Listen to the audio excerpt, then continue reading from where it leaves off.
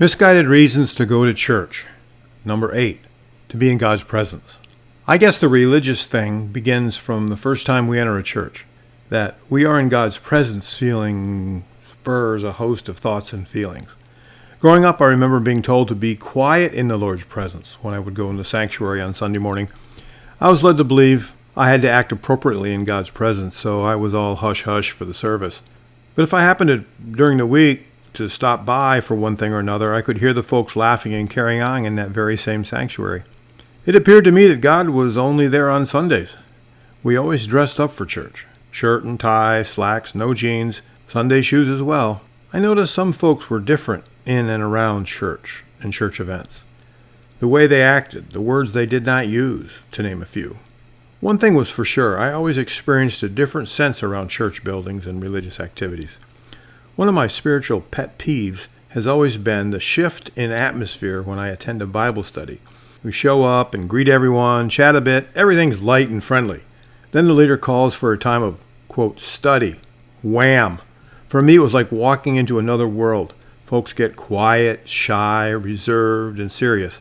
For me, it was the same feeling I got in high school when I saw my history teacher hand out a quiz for the homework I skipped doing the night before. Those feelings were not comfortable. More like feelings of inadequacy and insecurity. As I grew older, I realized all these things had nothing to do with God like I thought they did. They had to do with how people perceived God. Before the cross and resurrection of Jesus, people were taught to go to a place to find God. The Jewish nation went to the tabernacle and then to the temple to interact with God. Those structures were the central part of the community, where the law was kept through required actions.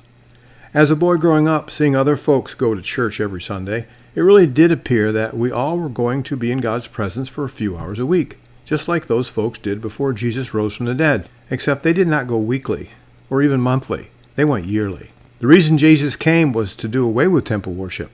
As mentioned previously, Jesus explained to his associates that it was better for them that he go away. For if he did not go away, the Comforter would not come. When those disciples had a question, they looked up Jesus for the solution.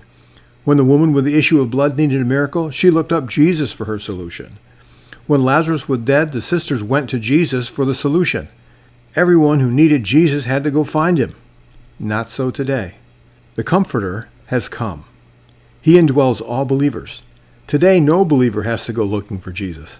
He's closer than our breath. That being the case, why would any believer have to go to church to be in his presence when they live in Jesus' presence continually? No one needs to go to church to be in God's presence because he's not there as people suppose. For the Holy Spirit of God indwells all believers wherever they are. Jesus has promised to never leave us or forsake us. As believers, we're in God's presence continually, and he is in us. Sir, the woman replied, I see that you're a prophet. Our ancestors worshipped on this mountain, but you Jews say that the place to worship is in Jerusalem. Jesus told her, Believe me, woman, an hour is coming when you will worship the Father neither on this mountain nor in Jerusalem. You Samaritans worship what you do not know. We worship what we do know, because salvation is from the Jews. But an hour is coming, and now is here, that the true worshipers will worship the Father in spirit and in truth. Yes, the Father wants such people to worship him.